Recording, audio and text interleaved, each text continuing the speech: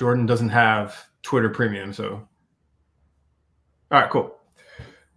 I think we are live. So if you are joining us, we are diving deep into brand direction on this one. We got Bimma back. He escaped from the clutches.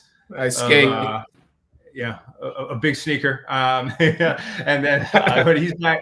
Yeah, we got the whole squad. But yeah, we are diving into brand direction this time. We're going to talk about cringe big brand activities. Where we're going to talk about large designers and creators and how they interplay with brands. We're going to go into some of the launches of these kind of AI wearable products and how they could be handling their direction, right? And we are 4 hours into the sneaker collaborator power rankings, which is definitely the Bimma sweet spot. How many times over under have you been tagged since those went live? Easily 100. All right, so we may touch on that too. We'll dive into it. But gentlemen, anyone have any good opening stories? Y'all anywhere interesting in the world? Book any big deals? What are we doing? Oh, absolutely. I just burned back from the airport straight to my house. I've been in Los Angeles at a Topgolf event. It was like Topgolf meets a nightclub. Larry June performed. These are Larry June performed. Wow. Larry June performed. It was wild, culturally relevant booking from Topgolf. Let's go. Wow. It was wild, y'all. It was a lot of fun. And I've got 3 beverages. I have a hot for my voice, I have a cold for relaxation, and I have water for hydration. So, man, this man is bouncing back. I ain't even seen nothing like this before. That's right. Well, the true bounce back is you, Bimma. Welcome. We were worried that Big Sneaker had Boeinged you. They tried to get me, man. Did you use any particular martial arts styles to escape from where you were held, or was it? And I gotta protect those secrets, Oren. But I was they had me down for a bit, but the escape was real. I was a part of the trades that happened today. Maybe that's going too far. I would stop. We're going too far. All right, but no, it's good to be back. Hey, Ashwinn, I think we're going to lead with you just because you put out some impassioned and bolden words about Dwayne "The Rock" Johnson. And that touched all of our hearts because it was about how not just of our love for our WWE brethren, but for just how many retarded scenarios we've been in about what brands making these kind of decisions behind closed doors. Can you give us a little breakdown of what happened? And we can dive into it. We'll give some context here.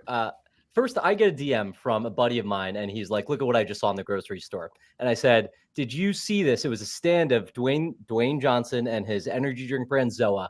And it said Big Dwayne Energy on the side. And I was like, can you confirm that this picture was taken today and not in 2016? And he's like, I'm in the grocery store right now. So I look into this and I'm like, this is a relic of the past. This has been in grocery stores for a long time. I just haven't noticed it. So I start looking into this campaign. This campaign launched 5 months ago. And then I go on the website for Zoa. And Zoa's been around for a few years now. If you go on their website, it says Big Dwayne Energy is here, right? That's a hero image and text on their website.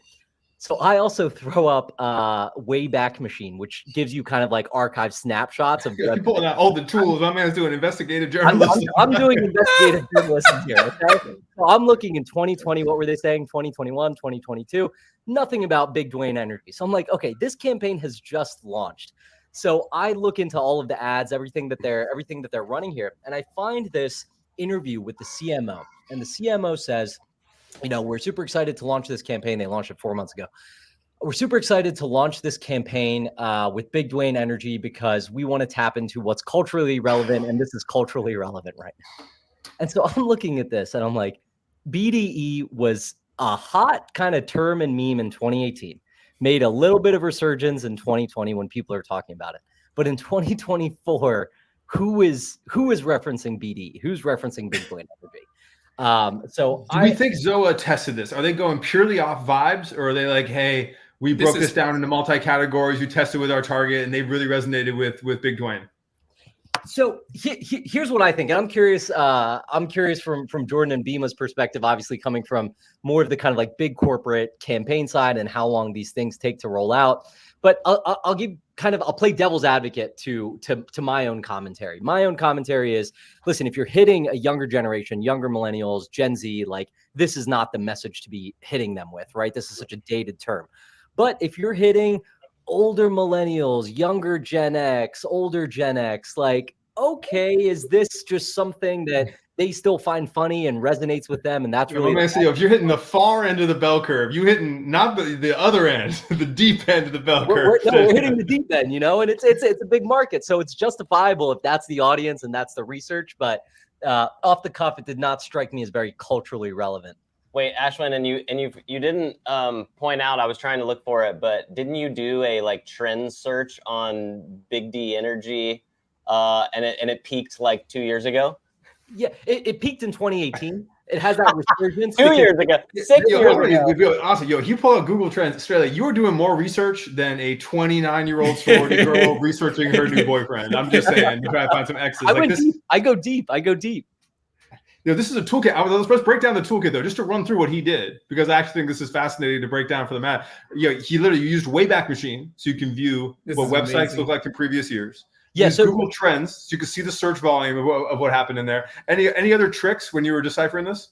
Yeah, so we'll talk about this, right? Google Trends, this is easy. You can just get some general interest for any search term that you want to put in here. So you put in a couple variations. You put Big D Energy, BDE, Big Dick Energy, whatever, and you're going to see different spikes. Now, if you want to go a level beyond this, you want more granularity into this data, you're going to use something called Ahrefs, or you're going to use SEMrush, which is, you know, that's paid stuff. It's like $100 a month. But if you're really looking for keyword volume and where that traffic drives to, that's a invaluable tool. So that's like the next kind of toolkit layer.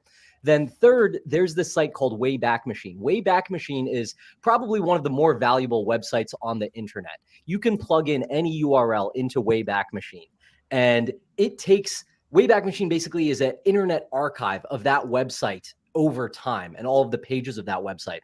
So I love to look at that website for a couple of things. How has messaging changed for a brand over time? But also, how has a brand's look changed over time, right? So if I want to say, hey, Athletic Greens looks, you know, super sexy and hot today, let me not mimic what they're doing today. What did they look like when they launched in 2009? What was the messaging? What was the audience that they were going after? You can just go find that, right? And it's not this revisionist history, because it's like, hey, those are just the facts of what they said back then. So Wayback Machine, frankly, a tool that I was just gatekeeping for a while, but there, it's out there. It's out there for the masses to use however they want to use it now. Look, I, you know, Ashwin, you asked a question. There are two things that came to mind when you asked how would other brands or big brands approach this and how we get stuck into using dated language. But one thing I want to address real quick, and probably a bit of a name drop, but I was with Josh Richards earlier, like yesterday, right? Gen Z, 10 million followers on TikTok, however many followers on Instagram. I can tell you right now, he's 22, and this would not be relevant to him ever. He told me he told me anybody over 33 was antique. So I can tell you right now, if the goal of this was to attract Gen Z, it is attracting boomers. Well, I also question how many like Gen Z know who The Rock is. I mean, do we have anyone on this channel who's actually tapped into the WWE metaverse? I mean, I was going to say, just off San Andreas alone, that was like a watershed moment for most Gen Z growing up, you know? Or what's the ones with Kevin Hart? Jumanji?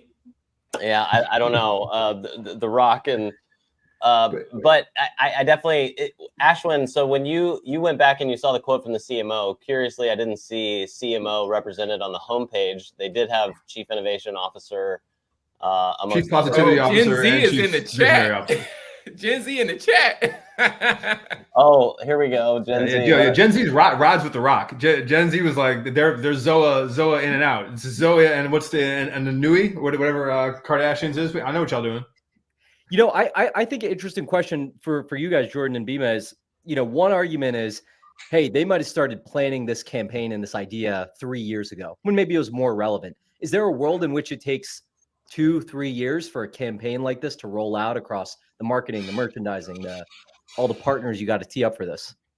At least not in my experience. Absolutely not. The brands that I've worked with are 9 times out of 10, they're actually rushing to market. So like a lot of times my experience has been, we have not been buttoned up and we're actually planning things in flight, maybe like 2 months before things go to market. I will say with retail. So I've sold in a lot of merchandise, a lot at big retail, and we would be basically pitching. We would be pitching like a year prior, and that's what basically, and that's what files of what's on the merchandisers. So basically, for holiday, you know, like the following, and like, but you're not. You can like edit that until things go into production. You've got like to that 6-9 months, but it wouldn't be out of the question. Like at least from a product roadmap perspective, and like what is the key campaign around that product? That could be a year in advance, easy. Absolutely, and that's what I was thinking is like product standpoint. Yes, like theoretically, there's someone like, for example, at Nike, the Olympic stuff that's rolling out right now. Someone was cooking up theoretically 2 years ago, not the like meat of it, but the product and the big, look and the like big overarching. Yeah, but for this size of a energy drink or a beverage, whatever this is, no. I mean, I'm sure you're waiting, you know, to the last minute. I mean, you know, and at Nike, I joke with people now. I got booked for like a speaking gig in February, and they were like ready to jump on the call and start discussing things. I've had that a couple times when people discuss 6 months out, and I'm like, I respect the hell out of this. I would have been in a hotel lobby the night before at 2 a.m. drafting up, you know, some of these things. But the strategy might change. Look, we could all be on Lemonade, you know, by the time that we hit over there. Air Chat could have come back. You never know, you know. It's so true. So you know what I think happened here? I was just one thing to add, Oren. I think what happened here is there were people in the room. There was somebody who had influence in the room. This was the thing that they thought was a really good idea. There were other folks in the room that didn't feel confident taking down this idea because likely that person actually had influence and they didn't say anything. And that's likely what happened here because there's no other way. If you actually tested this, if you actually did just a little bit of work that Ashwinn did, there's no way this gets through there's no way that this gets through. So I want to pivot this into one of the things that you were talking about inside the chat earlier, and this idea of like these celebrities and these brand directors and the people that are coming in to be the faces or voices of these brands. Obviously, this is one of The Rock's many endeavors. You were talking particularly about Salehe and Puma. I think it's a good topic overall. You want to set the stage a bit about what's happening there and why it's a relevant topic? Yeah, so for those of you who don't know, Salehe Bimma is a industrial designer who has been collaborating with the biggest brands in footwear for like the last couple of years, right? So I would say he's most known for his partnership with Crocs, where he's completely created totally new product and put Crocs into a stratosphere when it comes to sneakerhead type of crowd. Folks are actually wearing Crocs, right? These are totally new shoes. He's got a totally new DNA. He released a sneaker with them that was in the top right, kind of that guava colored sneaker, kind of hiking boot or hiking shoe. Side note, did you see the colorway that he put out today? It looks very on brand. I did. Oh, I already sent my note. I said, yep, need those. I thought you did. I'm sorry. Go on. Yeah, so that, you know, he's worked with New Balance, Versace. He did these chain reactions with 2 Chainz. And then now he announced his partnership with Puma.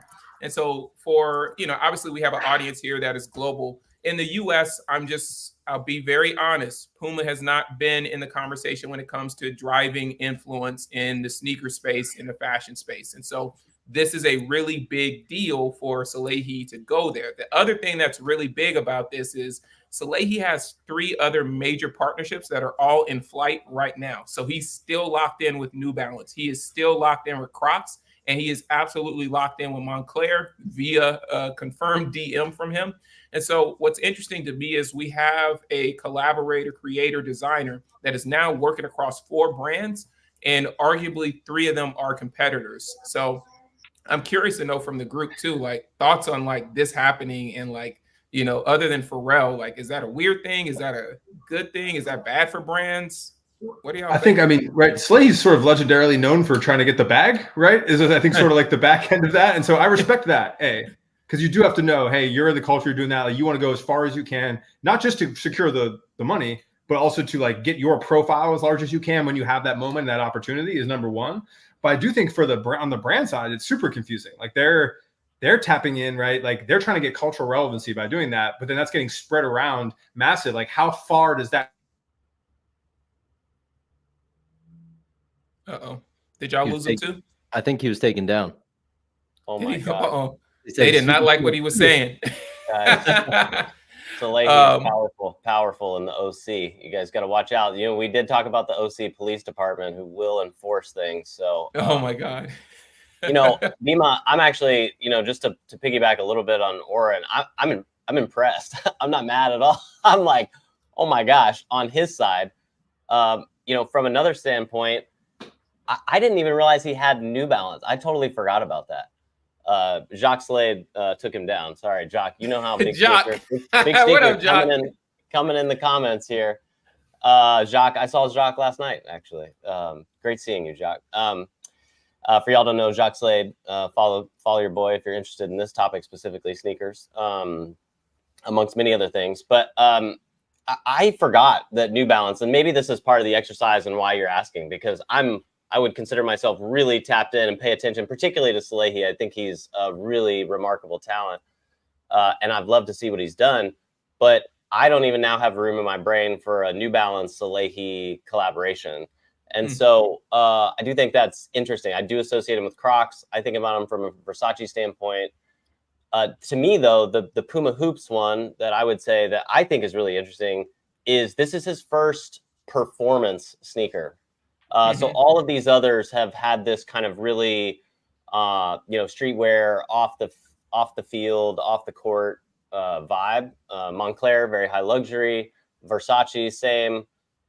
Crocs is very like casual, and this New Balance is, you know, furry. And so the performance angle that Puma has brought him in on from a basketball standpoint, to me, is really cool. And I love that Puma has seemed to be this kind of Puma Hoops, particularly, I've been paying attention to since my time in Nike basketball. They came out and are really kind of irreverent and fun. I think a lot of times these brands get a little too serious on innovation, a little too, you know, we've had the playful Adidas stuff, but they do like this cartoon, they have a mascot, like it's really fun. And I think Salehe and his colorful world that he creates could be really cool on the court from a performance standpoint. You know, I don't know. Ashwinn, what are your thoughts on multiple collaborators across multiple brands from a strategic standpoint? I think we're in Ashwinn said, "Get the bag." I'm saying, listen, everyone's just trying to get their bag. I think one, it's like, it's interesting from a creative, you know, kind of creative design standpoint for that brand, right? It like opens them up to just having like a new colorway and recognizable aesthetic coming in from a different designer. I also think we are just in a world where it seems, you know, whether it's in apparel or, you know, physical products, there's just like, there's collaborations happening between brands, you know, trading one another's packaging and really kind of adopting that brand's packaging. So it's almost like this constant remix culture that we're in, where there's this kind of fundamental question of like, what, like, you do enough of this and it's like, what is the core brand, right? Because like, hey, for the past year, you've just been collaborating with 15 people. Like, what do you guys make again? You know? And it's just like this constant treadmill to try to stay relevant or release something new. And I don't know what the answer to that is, right? You could take another extreme and say, we're not doing any of that stuff. Like I don't know, maybe like Patagonia as a brand, do they do any collaborations? I feel like they've been very minimal.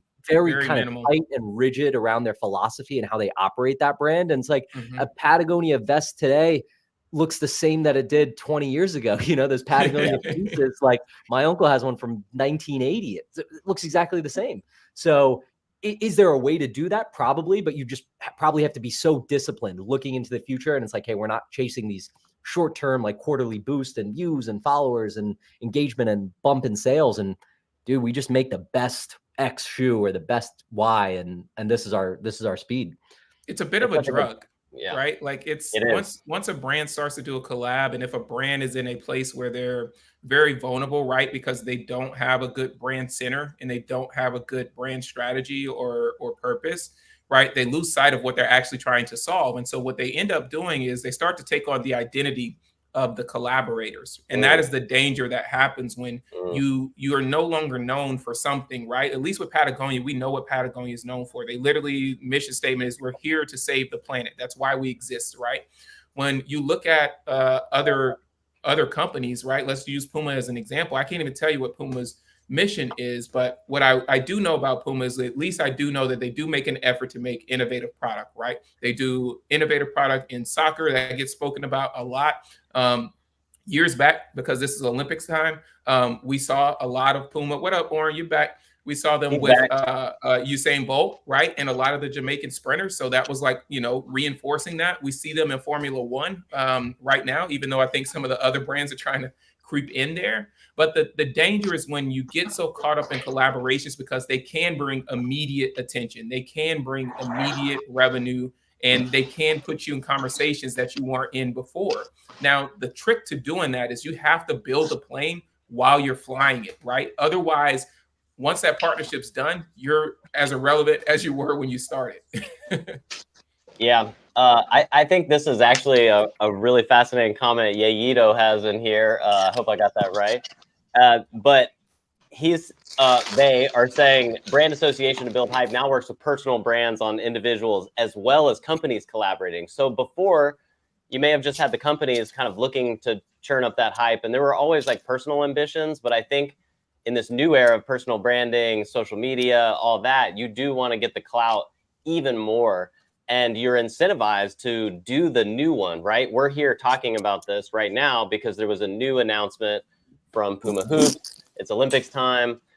When you're not in the news cycle, then yeah, people are forgetting about it. So, Oren, do you think that works for Puma, for instance? Like, so I don't know, I've seen tons of Puma collabs.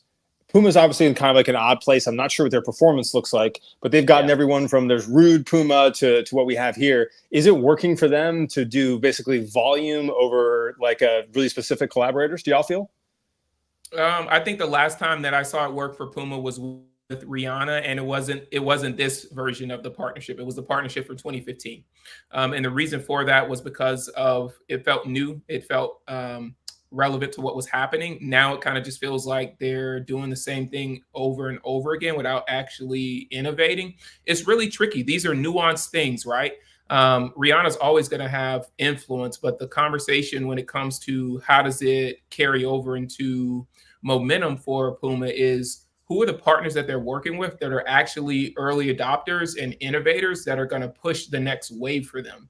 And right now, we don't, personally, I don't see that coming from them at the moment. But perhaps Salehe is that opportunity. And so now if Salehe was focused, just quick thought, I have a lot of respect for Salehe, for his design style, for what he's been able to do from an audience perspective and for making an audience hype perspective. If this announcement was Salehe was becoming creative director of Puma or whatever, and he was going to focus his energy in the same way you get like Matthew Blasey focusing his energy or Pharrell on Louis Vuitton, that would be very interesting. I feel like a creative person at the helm of something that stretches across things, and he's an interesting choice for that. In fact, a choice that like people were throwing out as behind Martine Rose and stuff as backups for Pharrell, right? Like in a long shot. And so if that would be interesting, that's just another collaborator. I don't feel like it has that resonance. But to your point, that kind of has less of this, like, all right, there's another announcement every 2 weeks, every 2 months. Are we at the era where someone at his level or where these brands are interested in having like one figurehead in the way the high fashion brands do? Or is it more in their interest to have this rotating cast of collaborators? I think it's case by case, right? But go ahead, Jordan. No. Go. I think it's case by case. When it comes to Puma, I think for them, they need to have a bullseye. And to me, Salehe offers somewhere to focus for the outside viewer to be like, this is what Puma's doing. And if he can land something that is significantly different in the marketplace, then I think they have something to be disciplined and rally around. Now, the thing, Nike gets so much crap right now about what they're doing in the marketplace, what they're not doing right in the marketplace.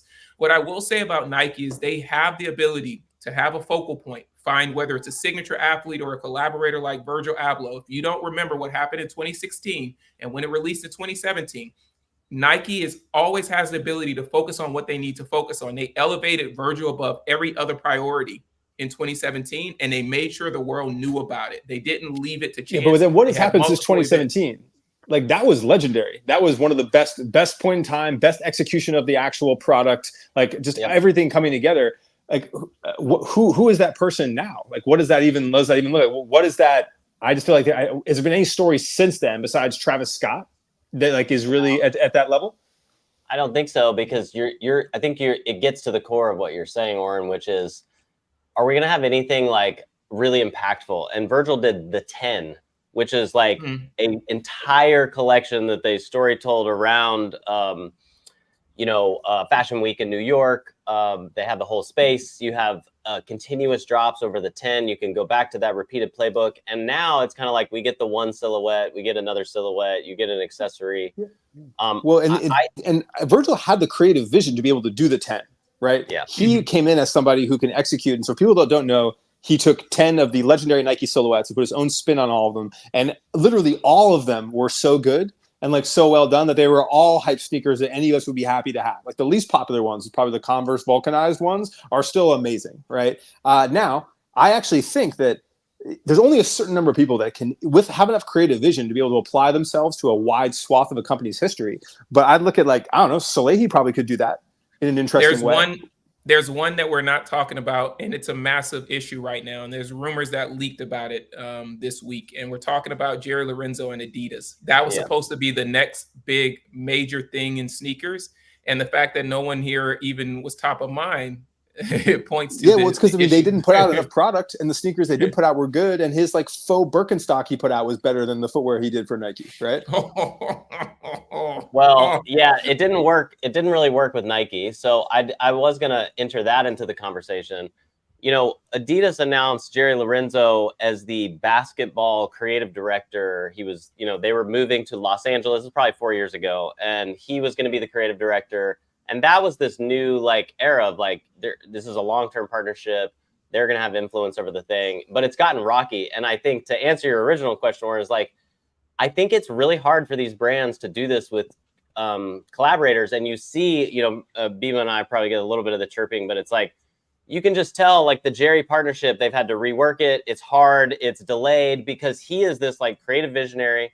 They're really hard to work with sometimes. And that's a good thing. But it doesn't work well in corporate environments where, to go earlier, I actually heard a term this week. I learned HIPPO, an acronym. Have you guys heard this? Highest paid person's opinion is basically what people default to. And I thought that was genius. That's how ZOA happens. And that's how, some people can shut these things down and it doesn't work because the highest paid person's opinion disagrees or doesn't happen, And I would say one other thing. The 10 happened because Nike was getting its butt kicked at the time, and they would have never allowed someone to do to the Adidas Yeezy. What Yeezy exactly was really trending, Boost, all of that. And out of a mode of desperation, which I actually think sometimes is where Nike can be best, they gave him the keys, and then it unlocked this beautiful new thing. Otherwise, they're trying to keep the control too much. And that's kind of this conflict that we have between corporations and creators. That's always going to be the rub.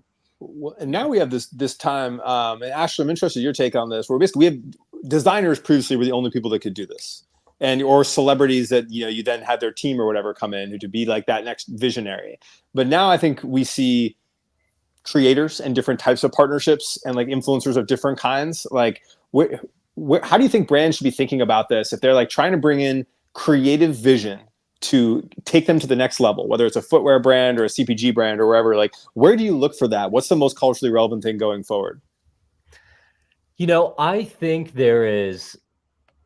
I was consulting with a company who had this idea that kind of logistically it was a little tough for them to pull off, but in theory it was good. And what the idea was is they wanted to tap creators and in a variety of different demographics that kind of spoke to their audience and bring them together as a kind of hive mind mastermind that they could just bring in for quarterly meetings, let's say, right? And they compensate them on retainer, say, hey, we're launching this campaign. You guys are so in it. You guys have your lives. You do your own job. But what do you think about this? How would you level this campaign up? Or how would you level this product rollout up?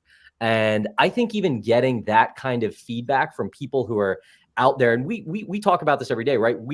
We are kind of creators, but we're not creators first. We kind of work in marketing, we work in brand, we operate a bunch of different things.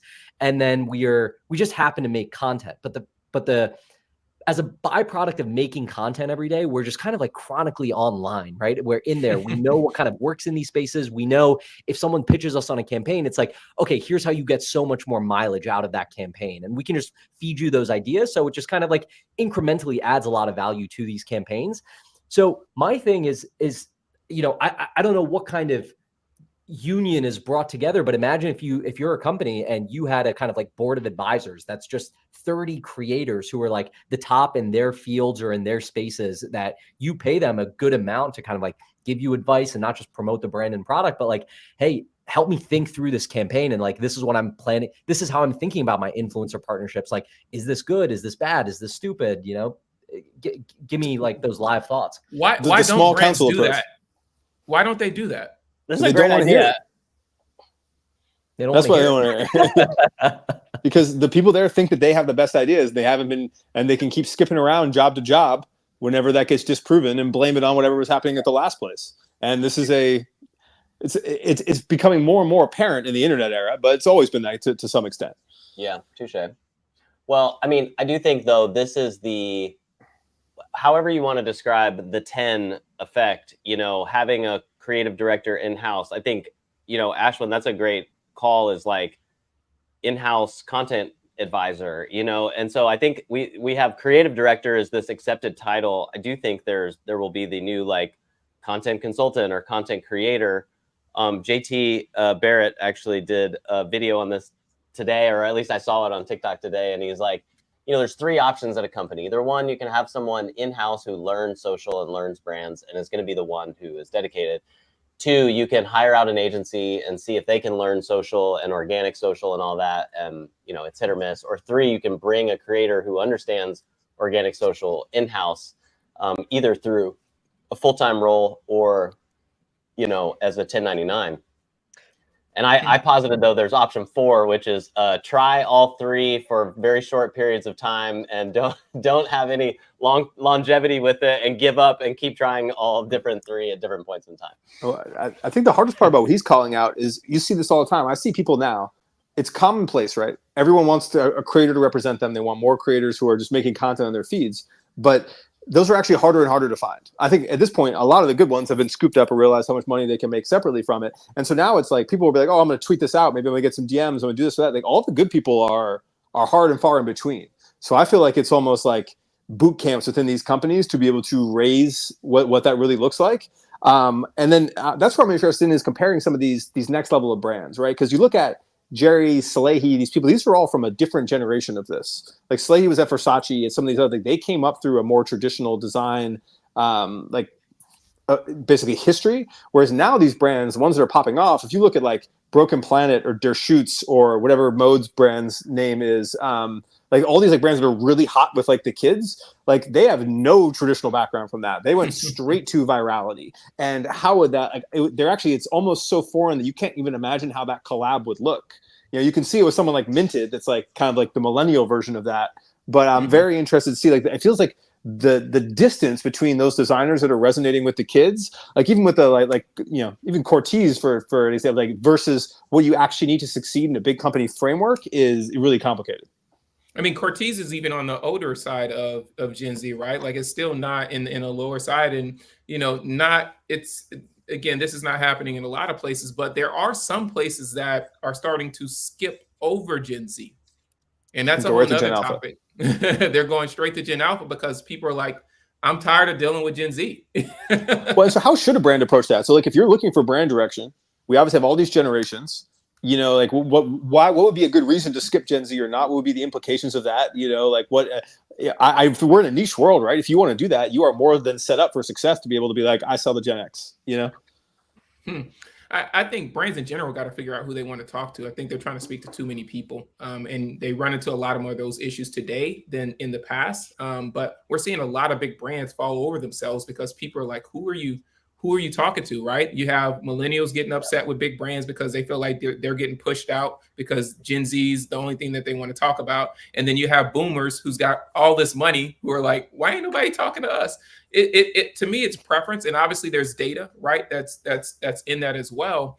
But I think it comes down to brands actually just being disciplined and minimizing all of the things they're trying to go after. So this is a good point, because we were talking about Patagonia earlier as an example of a brand that's disciplined, right? And not trying to talk to everyone. Let's say Patagonia was under different leadership, had different philosophies, right? And then you start seeing this trend of like the not just the VC bro, but like the financial markets, right? The financial audience, the financial bro kind of co-opting Patagonia because like, fine, it's like a inoffensive, solid kind of like work vest, right? It's casual and professional. Great. So that audience starts using it. Okay. Under different leadership, there's very much a world in which they're like, all right, we're leaning into this audience. We got to do a collab with like these brands. We got to do a collab with the Excel limited edition is about to drop and go crazy. Yeah. Right. Go crazy with that. Do like the Microsoft Teams Patagonia, though. All partnerships of sponsoring XL World Tournaments. I mean, there's a world what could go like so kind of unhinged. Yeah, exactly. Midtown uniform. But this company has never once spoken to that audience. This company has always stayed disciplined around like, hey, we're for like people who like adventure and like the outdoors and care about our environment. And like now, so they're a story brand. Behaviors over age. Behaviors over age. Behaviors over age.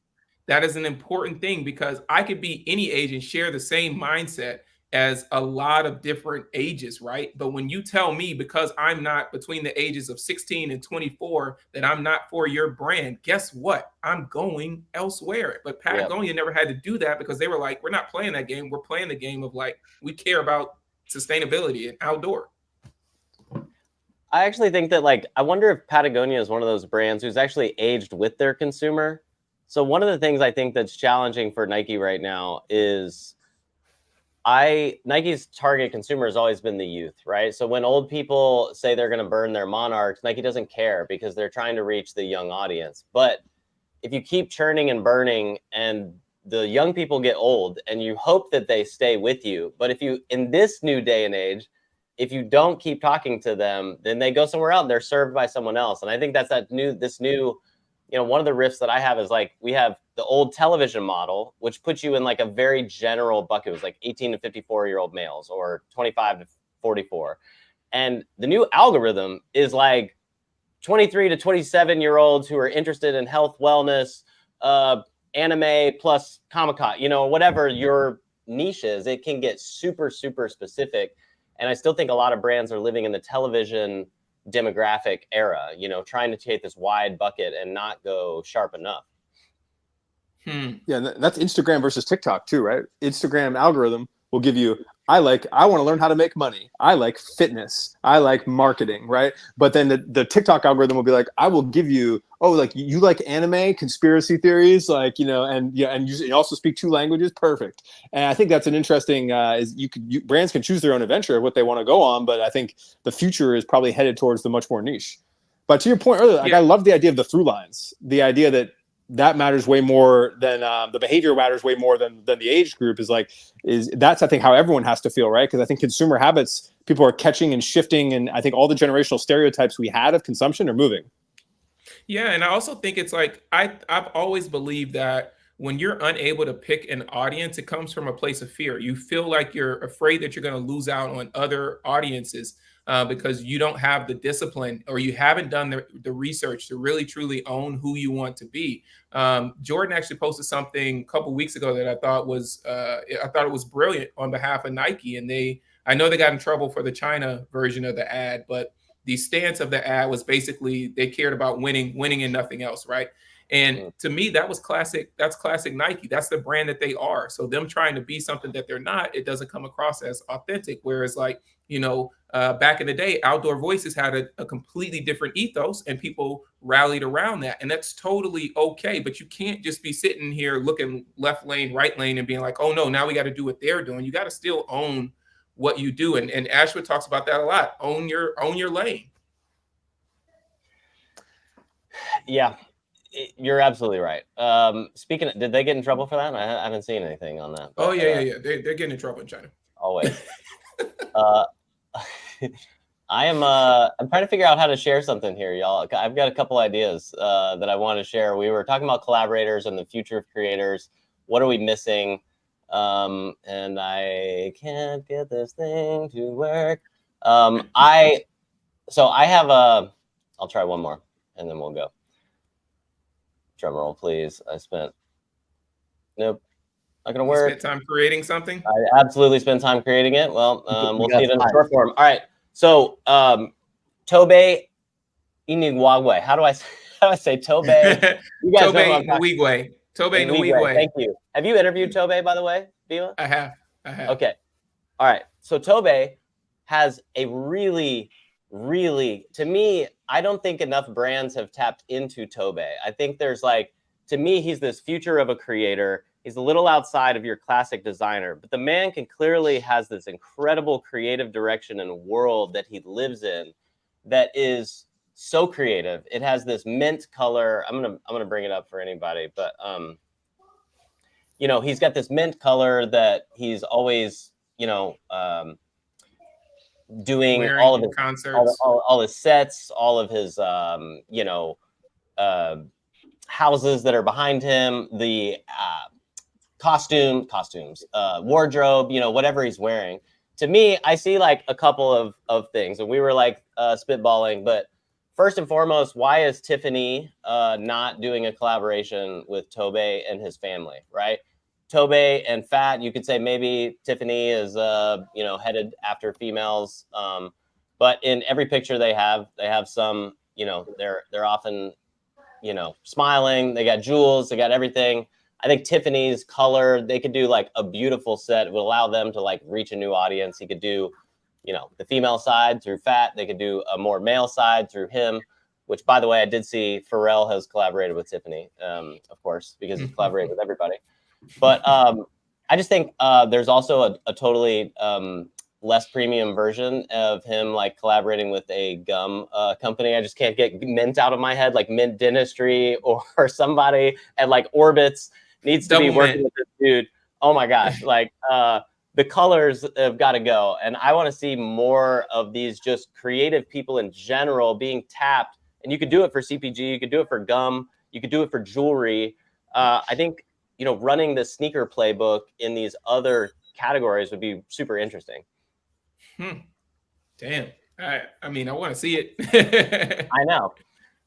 Anybody else that y'all are feeling like are like good creator people out there who could put their twist on something? I think you're looking at four of them right now. Yeah. Get up in there on Winnebago. I wasn't gonna say it, but no, that's right. The Winnebago. We need the Winnebago tour. If anybody has deep contacts in big auto, in the camping industry, we need a Winnebago connection. You know, this I think is it's an interesting segue to another topic. As we're, you know, kind of in the chat earlier talking about AI wearables. There was some, you know, big news on AI wearables this weekend. And I bring it back to kind of like creators and creative people because, you know, we often see them in predominantly doing like fashion and apparel collabs, right? That's kind of like the core place that they play. And then, okay, you have some creative stuff happening in CPG and with brands.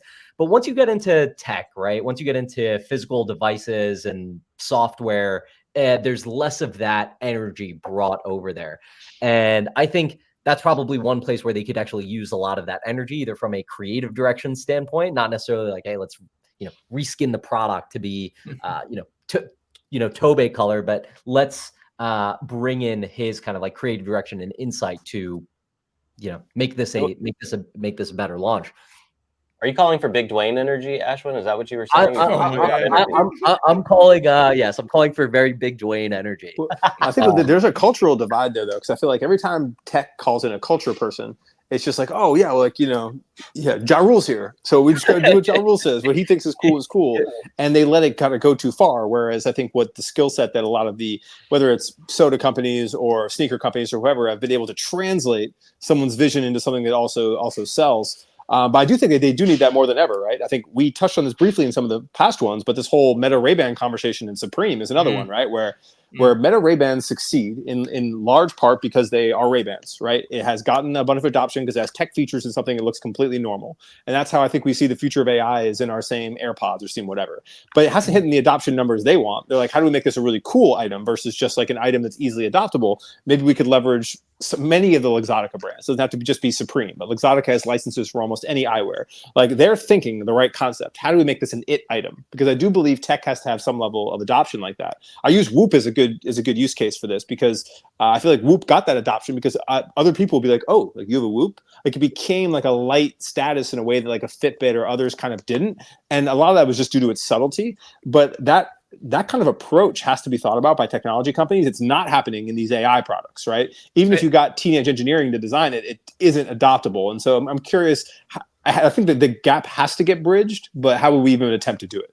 I mean, this is coming down to poor collaboration, in my opinion, right? The better part of this is that industrial designers are great, but when we're talking about wearables and what people want to wear on their bodies and show off in a lifestyle sense, you need to get people in the building who have experience doing that, and you need to put those people together until they can figure out how to create something aesthetically as beautiful as a pair of Ray-Bans that happen to feature tech from Meta. But as long as tech keeps operating on its side and luxury and jewelry and fashion keeps operating on this side, you're never going to get to that sweet spot. Now, we've seen the closest tech company come closest to that is Apple, and it's because the founder and the ethos had a strong passion for design and creative and was trying to make that for that audience. But when we look at the folks that run these other tech companies, where we're looking at Mark Zuckerberg, or we're looking at, I'm going to forget homie's name that runs Google, or Elon Musk, right? Like these guys are not, their taste is not in that realm. Their taste is in tech. Their taste is in innovation. Their taste is not in art, right? Mark can go around and change the uniform and wear chains and rock streetwear all he wants to, but that's not going to change who the person is.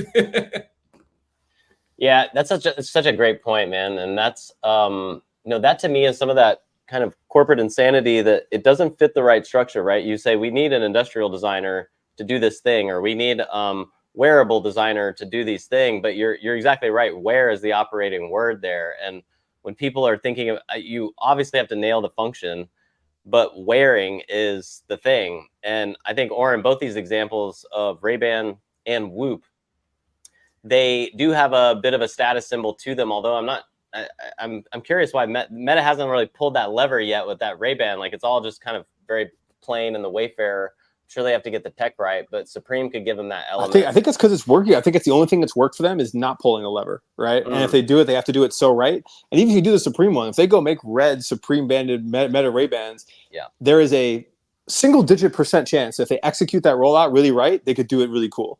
But that is a very low chance, right? Just because of the state of which Supreme is in, the kind of, and the state of which a company like Meta would actually end up rolling that out. But I think like even with those other Ray-Bans, like I think they're just happy to see something like this get success. But also I think Supreme isn't the brand to leverage for that, right? Like in the Exotica portfolio.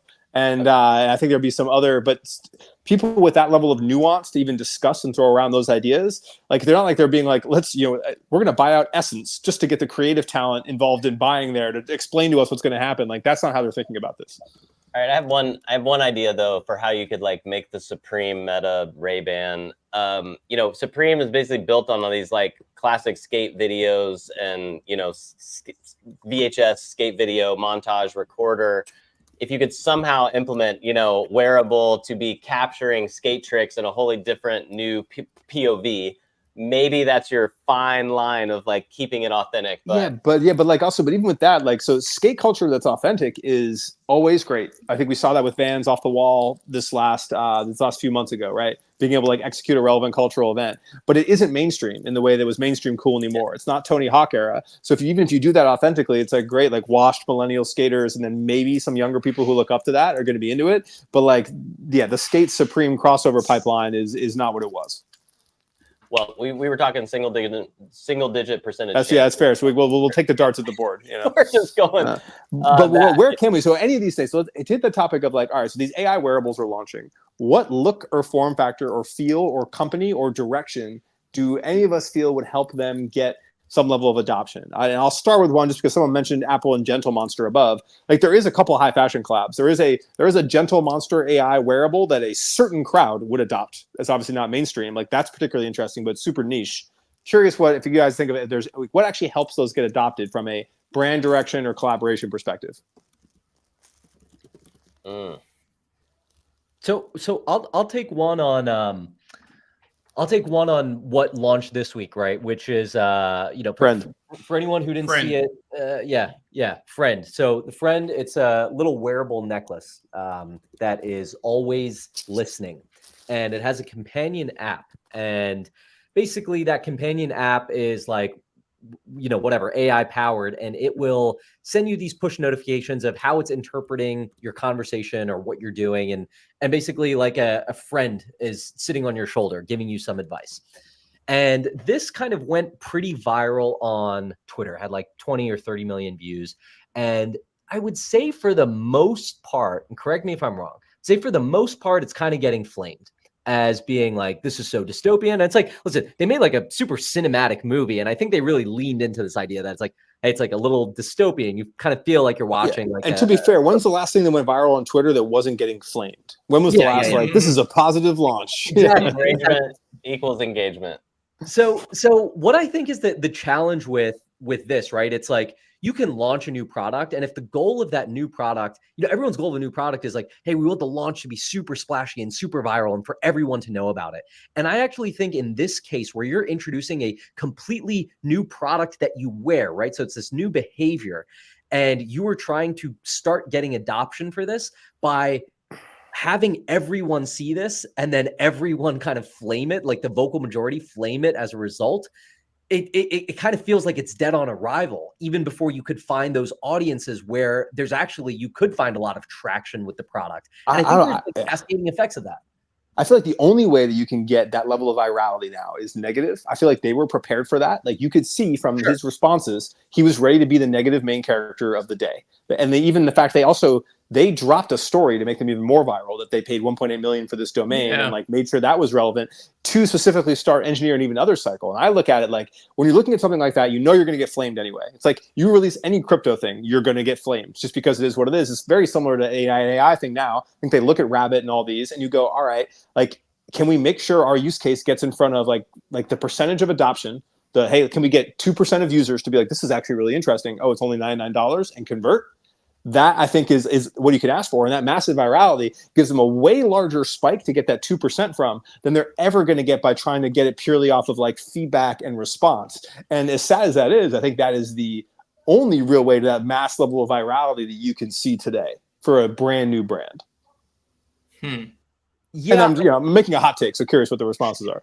Yeah, I think that's fair. I think that's fair. It's like, I would be curious to see. I mean, this product that functionally actually seems pretty decent in terms of what it can do. Whereas, the Humane launch, they were showing off that product and it was like super buggy and super slow. And it's like, all right, I'm not going to wait 8 seconds for this thing to like show me something that I can figure out on my phone. So, I think like the Humane virality, I'd be super curious to know what's going on at that company right now, right? What is like internal morale? What is like adoption actually looked like for this product? Or because it was kind of like, it got flamed so hard out the gate, everyone like in media and individuals were like, dude, this thing is like going nowhere and it sucks. And then McBod comes in and he's just like, yeah, this thing sucks too. Is that company like at a standstill now, or like, do they just have to pivot so hard? And it's like, that affects like the psyche of the people who are working there, right? You also don't want to be someone who's like the lead engineer or on the engineering team for a company and a product where like, oh, you're working on that thing that just got like absolutely decimated and like barely works. So I think there's like a negative effect for like internal like company culture when a thing is flamed like that. Yeah. But I also think like, I agree that like virality is like super important and getting that adoption, and like, sure, even if you can convert 1 or 2%, that's great. But I would say like one counter to that is, okay, say this thing Friend is like getting super flamed, but it actually has like really interesting use cases in like the medical space, right? Maybe say like it's super helpful for nurses and doctors to like have this thing like always on and like give them a tip where it's like, hey, your patient like didn't seem to understand what was going on. Is there this other effect where because like that audience has now seen this thing like ridiculed in the public that they're not going to adopt it because it's like, oh, now I'm going out on a limb to be this early adopter of this thing that like. Well, I think especially if you're like, I think all of Gen X, for instance, like we had tested some ads like on this previous project a few years ago where if something was getting ridiculed in the mainstream and you were selling to Gen X, they want to buy it more, right? So I do think there's this whole like there's a generational and niche responses to that, from tech adopters being like, I'm an individual, I have my own opinion, to someone being like, okay, well, people on Twitter are flaming it, but people on Twitter don't matter, to like, hey, I actually see my use case in this, to your point about the nurse or I want to get this for, okay, I get why this is creepy for them, but I want to get it for my elderly grandmother or whatever. I think it is the best way to begin to just open up that conversation. Yeah,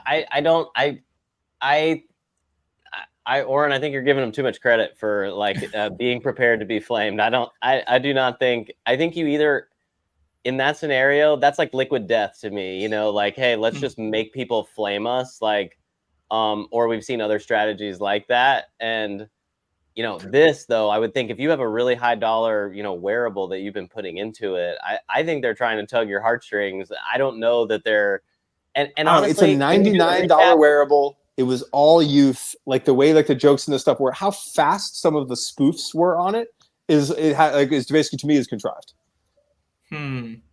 Well, I mean, is that the point though? It just got more attention than, I mean, I guess that's the point. It got the attention. It got us talking about it. I now know that it even exists. You know, when I saw the $1.8 million website, and now I'm curious to know what the reviews are going to be of people who actually use it. And I, of course, am like, I don't think it's for me, but I'm curious to know what people will use it for. Well, I think the most interesting thing to me about this is that, like, functionally, everyone's going to argue about whatever it is. But if it aesthetically had been significantly cooler, or if there had been the right designs implied on it, or people were like, oh, I love the look, or I love the ID, I think then the conversation would be significantly more positive to them, which is interesting. Well, we all know, if we've sat around any of these round tables, none of the people who are sitting at that executive table are going to have any context for whether the positive, you know, the feedback was positive or negative. It's going to say 22 million views. It's going to say X billion impressions. You know, we're going to say this many, you know, we got this person and this person who are verified in touch with us. And, you know, that's going to be the recap. So I don't even know that there's nuance enough for them to know whether it was positive or negative sentiment. I mean, when was the last thing we saw that was this, that had this type of conversation? Even well, also, one of the things I was thinking about this, I think is Twitter's smaller than ever. I think we have less X users truly than ever. Because what I was trying to remember was the last thing that crossed over all the segments of Twitter that I'm in. I'm in CPG Twitter, I'm in money Twitter, I'm in based Twitter, sneaker Twitter, like all of these different, and every single one of them had an opinion on this. Tech Twitter, the whole nine.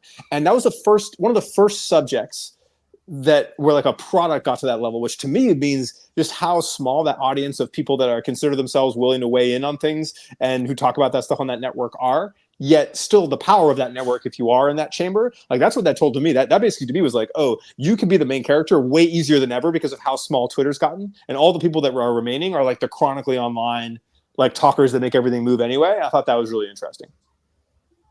Have you ever seen the stat? I think this is in the whole creator economy, but Twitter, I think, is one of them that like it's 0.5% of people are creating the content that is consumed by, you know, 99.5%. Something, you know, there's something about that where it's basically you may have 500 million users, 100 million users, less than 1 million people are going to be actually creating anything, and all the other people are just, you know, consuming. So it's a fair call. Emmanuel said same with friends, same with the Apple VR goggles, which are now discontinued. Yeah, that was the last one that got this much attention in there. That's a good call out. And that required Apple to be able to get it to there. Whereas these guys raised what $2.5 million, like some like paltry amount of money, and were able to get that same level of attention online with a product that had also been done 10x before by virtue of their launch strategy, right? That we've already seen this novel play out a few times. Interesting. Wow. Well, you know what, guys? I'm just going to tell you, we all have our corners of the internet. I hadn't even heard about this until you dropped it in the group chat. Yeah. Yeah, at Topgolf, you know, they're still using ChatGPT to write their sales emails to Topgolf. Well, the progression to the very important Olympic sports are happening. Golf is teeing off in the Olympics. What does 7-Eleven think about the amulets? That's really the way in that we need. Like, this is what we need to know. The 7-Eleven amulet Venn diagram we'll put that in the graphic with the screen. Absolutely. All right. Any parting thoughts? The last 60 seconds. Anyone have anything to plug? Ashwinn, run West Side Highway coming soon. We're just running tomorrow. That's it. That's all I got. Running tomorrow. I got a new show coming on Spring Hill in September. So that's the only thing I'm plugging right now. Let's go, nice, bro. Spring Hill, huh? Give me a minute. Spring Hill is like a network. I know Spring Hill Suites, but I'm assuming it's not the same thing. No, it's LeBron. It's LeBron and Oh and yeah, Maverick for the Carter's, yeah, media amazing. company. Congratulations. Let's go. Yeah, that's incredible, Orange man. hilarious. Congrats. That's funny as hell. Because Spring Hill Suites. I passed by Spring Hill Suites and I've done the same thing. I was like, no, it's a media play. Yeah. The hype house we could host at the Spring Hill Suites. It's an extended stay conceptual piece. To celebrate. Oh my god. That's amazing. We'll plug it when it comes out. The extended stay hype house. Like, I'm actually here for this. Oh my gosh. That's so good. Ashwinn, where can people get the West Side Highway tees? Yeah, Run West Side Highway. Why have I been seated? Why have I not been seated? Oh, that's right. That's right. I got to make a purple one for you. I'm surprised you made it so simple that it's runwestsidehighway.com and not like, Ashwinn West Side Highway, Bago.org. Or, Try westsidehighway.run.nyc. Protected site. Oh my gosh. It's a limerick. It's also a domain. Oh my gosh. All right. Well, and Oren, what's Valuable Studios? What do we got coming for Valuable Studios? 8:15. We are releasing 8:15. We're plugged up. All right. Appreciate y'all. All right, y'all. Have a great week. Next week, maybe we'll workshop a couple of these brands. We'll see. Yeah. I will be in the trenches next week, so it'll be y'all. They'll be hitting it. All right. Thanks everybody for tuning in. All right. Bye.